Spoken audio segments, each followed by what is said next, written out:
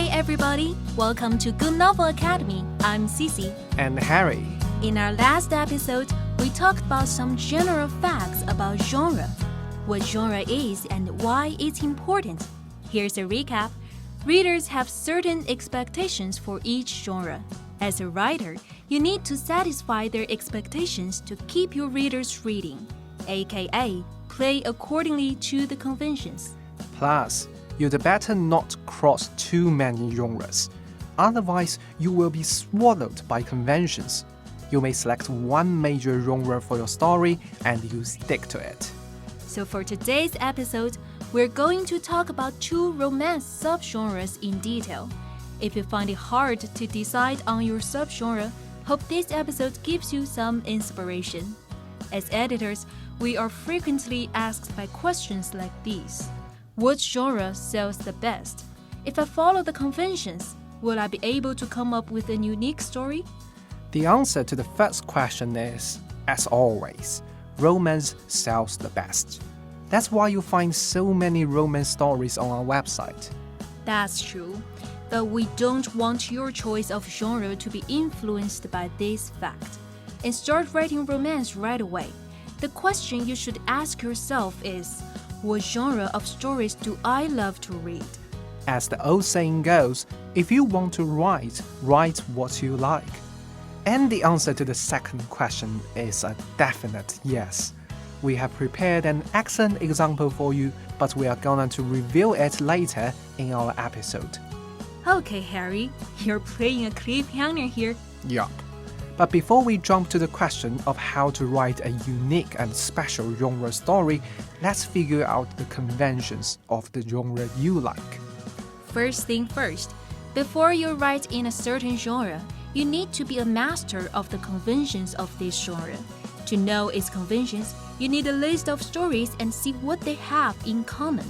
So, Harry, what's your list? If I am to make this list from top to bottom, it will be like The Lord of the Rings by Tolkien, The Wheel of Time by Robert Jordan, and The Song of Ice and Fire by George R.R. Martin. Wow, this list is just so Harry, like living in a fantasy world. Okay, what would you say these stories have in common? Massive world building, epic-like narrative, and supernatural beings. These stories, they actually belong to the genre epic fantasy or high fantasy. So this fantasy subgenre requires its story to take place in its own original created and crafted world. I just can't resist this, building an entirely different world. My dream is to become a writer who can actually write an epic fantasy. You will. You have a passion for this genre. And that's the prerequisite for writing a good story. Thank you. And you are right. Passion is the most important thing. I'm definitely not fit for writing a romance. But if I force you to write a romance, it might not be a very good one. It would be a piece of shit. Oops. Anyways, what's on your list, Cici? Well, my list would be Jane Eyre of Charlotte Bronte, Beautiful Bastard by Christina Lauren, and 50 Shades of Grey. These are completely different from mine. They are all romance stories. You're perfectly fit for writing a romance genre. And Jane Eyre, really classic. I remember reading that story when I was a kid. And I felt this particular hatred for the male protagonist in that story. What is his name? Mr. Rochester, you mean? Yeah, I hate this Rochester fellow. I remember him being so bossy and rude to Jane Eyre. I still don't understand why she wants to be with him. Well, Mr. Rochester does appear unbenevolent and a little bit bossy to Jane at first. But this was before he gets to know who Jane really is. After they get to know each other, Mr. Rochester turns into a very tender and caring figure. And this reversal is exactly what most readers are craving for. And is the most exciting part in a CEO romance story. Wait. What did you say? Fill me up here. What is a CEO story? It's like, does the Jane Eyre has anything to do with a CEO? Well, of course, no one in this story is a CEO, but it has the conventions of a CEO romance. It's a subgenre of romance. Besides the general conventions of two people falling in love and overcoming obstacles together, it adds some specific conventions of its own. Sounds interesting. Can you tell me more about this genre? Sure, you've come to the right person. I call myself a master of CEO romance. Wow. I read tons of stories under this subgenre and know all of its conventions. Okay, I'm all ears. Alright, so in general, stories in this subgenre usually focus on these romantic relationships between the two impossible lovers, and the obstacle that keeps them from getting together is often the social status gap. Like Jane Eyre and Mr. Rochester. On one hand, Mr. Rochester is a rich guy from the upper class. On the other hand, Jane is an orphan girl from the lowest social class. So their love has crossed class boundaries. Indeed. And that's why it seems impossible at first. And that's also why they held prejudices against each other at first. The readers want to see this impossible thing coming true and to see the two lovers changing their minds upon each other. If that is the case, we can say the same pattern also applies to 50 Shades of Grey, in which we have this Christian Grey, a young business magnate, and Anna Steele, a college graduate. Yes, and at first, Christian only wants to build a sexual relationship with Anna. But in the end, he falls in love with Anna helplessly, and this is the plot reversal that audience are expecting. Okay, I see. So Romeo and Juliet is not a CEO romance, right? Because both of lovers are of the same social class. There's no difference between them. That's right. What about Titanic?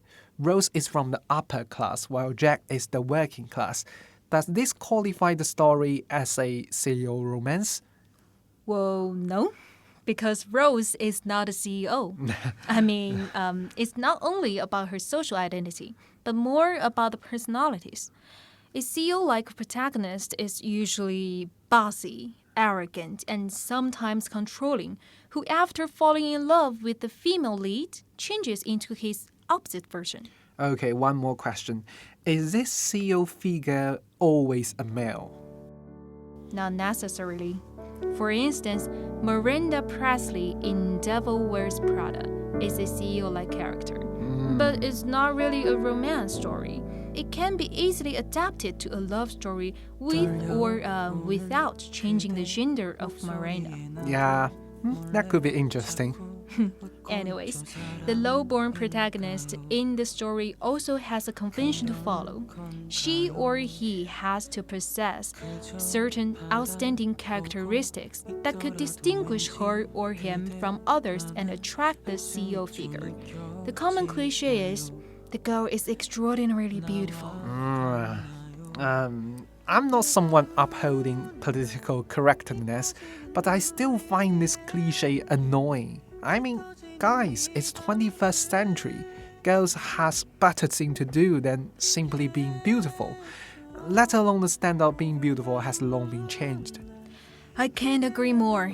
You see, instead of being pretty, she can also be very smart, brave, hardworking, or has a strong determination to reach her goals. Jane Eyre is a 19th century classic, and its character building is better than many CEO stories of our age. Right.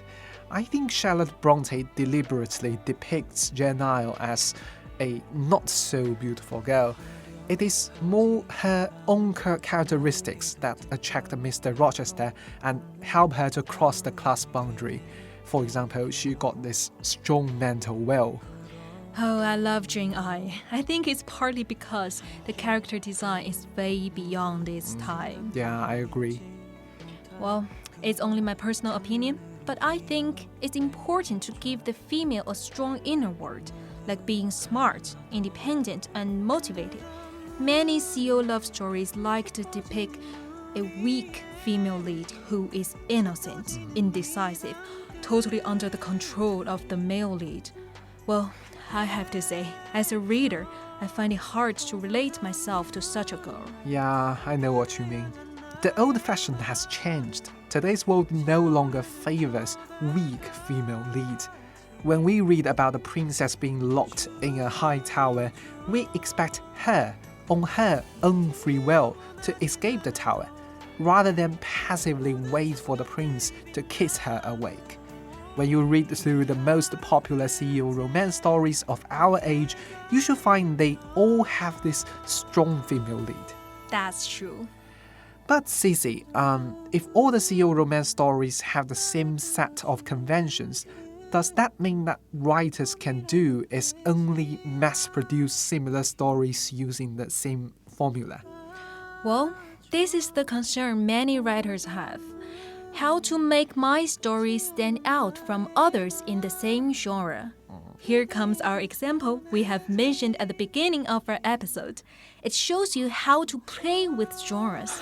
Yes, set up and pay off. Exactly. Okay, recently I've been watching a Japanese TV series called This Guy is the Biggest Mistake in My Life.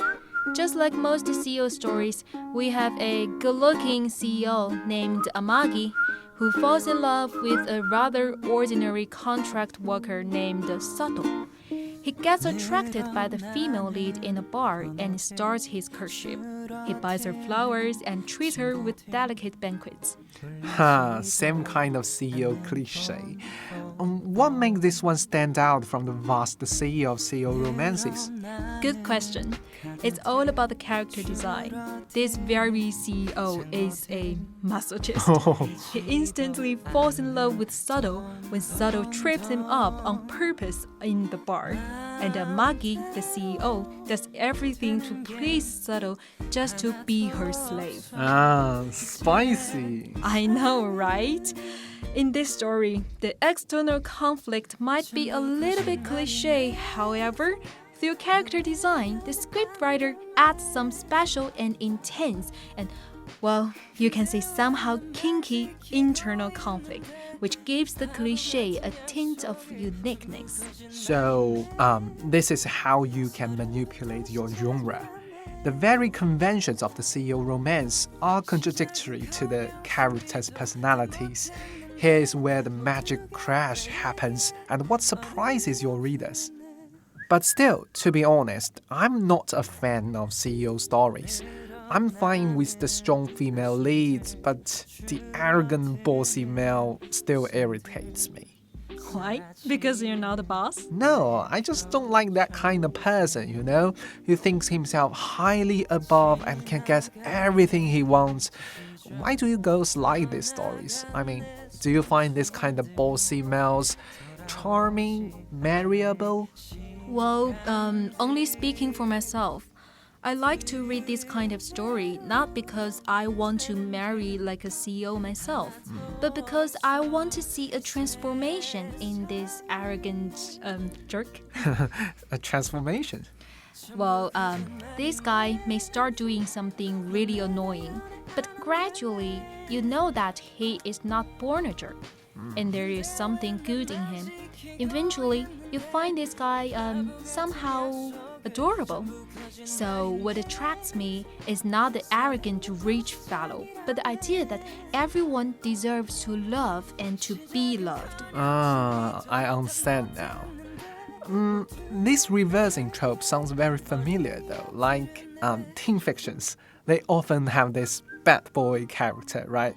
Yes, and also mafia stories. Mafia's romance. That's also a popular subgenre. Yes, and we have lots of mafia stories on our website, but I'm not a fan of it. Why is that? Well, they are usually too intense for me. I prefer light and sweet romance stories, a dose of sugar and spice, and everything nice. Wow, I know. It's like Before Sunrise, right? I have read very few of this kind of stories. Yeah, Before Sunrise, that's my dish. Well, mafia romance is everything but sweet and heart-lightening. Yeah, they are usually dark, right? Gunfights, bloodshed, conspiracies. And killings, kidnappings, drug dealings. And badass boys. Yeah, That part I do enjoy. Anyways, mafia romance usually tells a love story that is not particularly happy and includes lots of dark elements. This is because it belongs to the dark romance subgenre. Wow, dark romance. The name already sounds badass. What are its conventions? Well, a dark romance must involve protagonists with questionable moralities. Think of a vampire or maybe a demon. So, many paranormal stories also belong to the dark romance genre, right? Right. If the vampire or a werewolf enjoys killing or some other dark stuff. But this guy cannot be extremely evil. He must have something good in mind. Maybe he's forced to do bad things, or he's pushed by instincts. Whatever reason, this guy must have a lover who understands him and brings salvation to him with love. That's the romance part. I understand.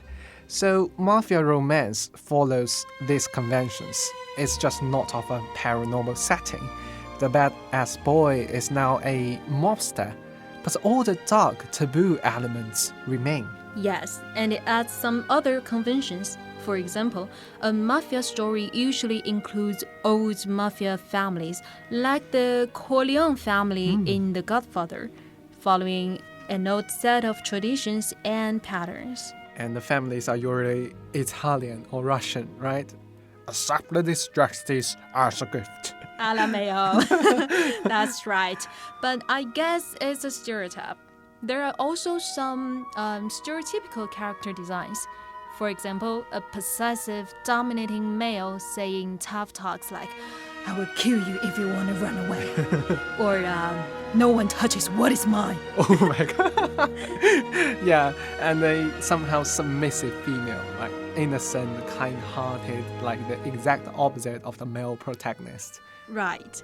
And there must be a huge contrast between the lovers, the bright and the dark, the evil and the angel, and the filthy and the innocent. This contrast is the most important convention of the mafia subgenre. Ah, yeah. That actually explains something. I once read a mafia story in which the writer breaks the convention and depicts the female lead as strong and brutal as the male. The story is actually right good, with intriguing plots on how the protagonists join hands to destroy a rival mafia. I kinda like that one, but it didn't sell well. I guess it's because it violates its central convention. Yes, I think it failed to satisfy the reader's expectations. Readers expect to see protagonists on polar ends. They want to see the theme, even a bloodthirsty evil can be saved by true love. A mafia romance violating this convention may still be a good story, but hard to become a popular one. But there's nothing wrong with trying something new. I enjoy reading stories reversing male and female roles. For example, the romance between a female mafia leader and her bodyguard.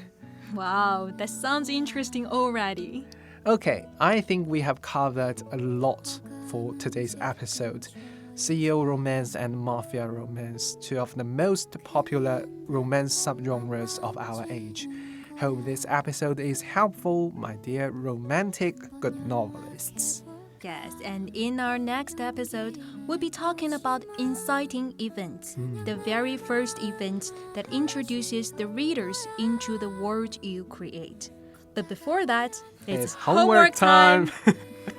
So, last week we only received like 8 assignments. We really want to get more responses from you guys.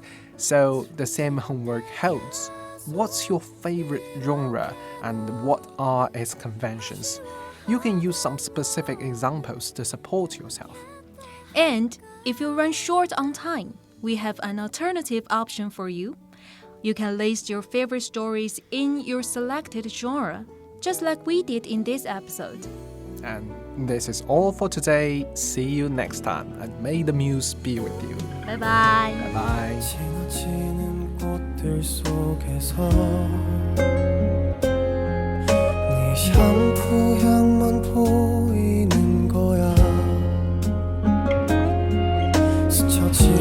지나간 건가 뒤돌아보지 마